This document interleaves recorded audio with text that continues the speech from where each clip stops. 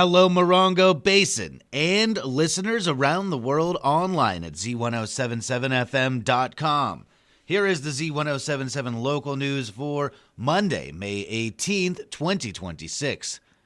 A person was hospitalized after being hit in the face with a shovel. On Thursday at around 6:15 p.m., San Bernardino County Sheriff's deputies responded to a report of an assault in the 69,100 block of Kachina Drive in Twentynine Palms. Deputies say that the victim called 911 to report that they had been hit in the face by a shovel. Deputies identified the suspect as Stephen Morgan, 61. Deputies took Morgan into custody at the scene. The victim was taken to a hospital for treatment for injuries to their mouth. Stephen Morgan was arrested on suspicion of assault with a deadly weapon and is being held at the West Valley Detention Center on $40,000 bail. The Joshua Basin Water District Board of Directors meets in special session today. On their agenda is their second budget workshop, which will include conversations about their annual business plan and their revised budget for the current fiscal year. The meeting of the Joshua Basin Water District Board of Directors is open to the public and will be held at 1 p.m. at their district office at 61750 Choita Road in Joshua Tree. The San Bernardino County Board of Supervisors meets in regular session tomorrow morning.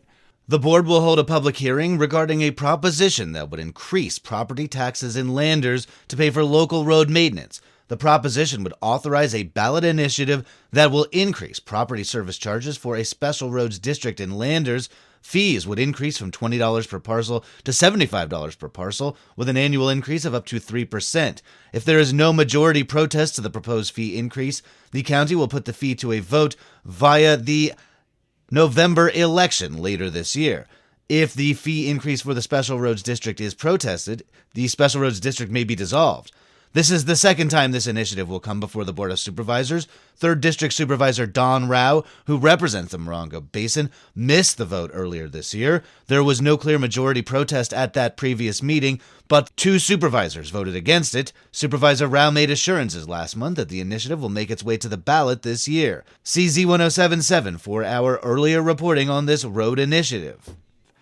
The board is also expected to approve a revenue agreement with the City of Twentynine Palms to provide wastewater system services.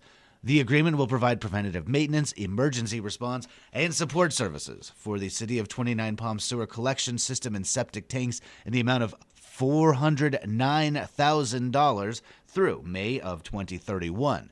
The San Bernardino County Board of Supervisors meets in regular session tomorrow at 10 a.m. at their chambers at the County Government Center, located at 385 North Arrowhead Avenue in San Bernardino. You can find a link to their full agenda as well as a way to view the meeting online at the story at Z107.7fm.com.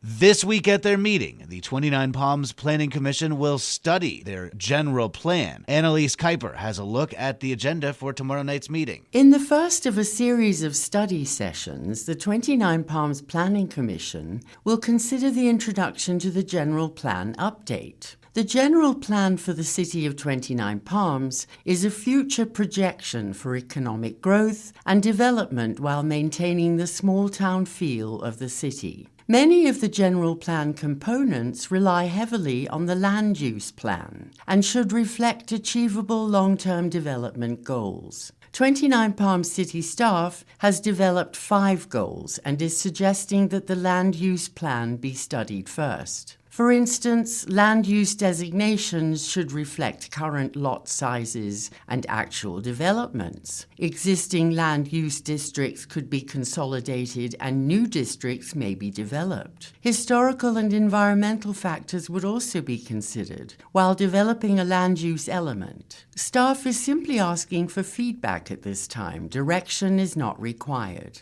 The meeting will take place at City Hall, 6136 Adobe Road in Twentynine Palms, and begins at 5 p.m. Reporting for Z107.7 News, I'm Annalise Kuiper. The Yucca Valley Town Council has canceled their regularly scheduled meeting for tomorrow. The next meeting of the Yucca Valley Town Council will be on June 2nd. The town of Yucca Valley announced its upcoming summer youth sports clinics. This summer, local youngsters can choose from volleyball, basketball, and pickleball clinics. They are designed for all skill levels and led by experienced coaches. The Youth Volleyball Clinic will be held on June 22nd through June 25th. Registration is $75 and includes a free swim pass.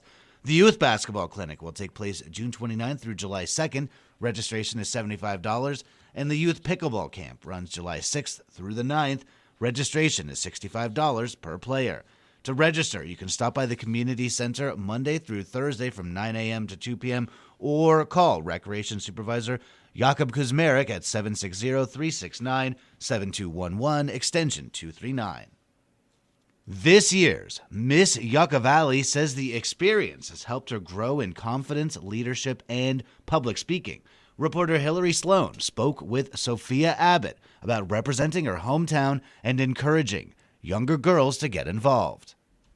The Miss Yucca Valley program, sponsored by the Yucca Valley Sunset Rotary Club, combines scholarship opportunities with community service, leadership training, and public speaking. This year's Miss Yucca Valley, Sophia Abbott, says growing up in the community made the experience especially meaningful. Yucca Valley means to me is home. It just means somewhere I can always come to and just know where I'm at. And the people here are so amazing. I don't think there's anywhere else like it, really.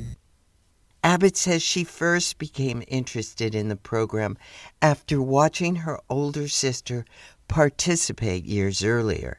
Since August, contestants attended weekly meetings, volunteered at community events, practiced public speaking, and studied leadership principles through the book The 7 Habits of Highly Effective Teens.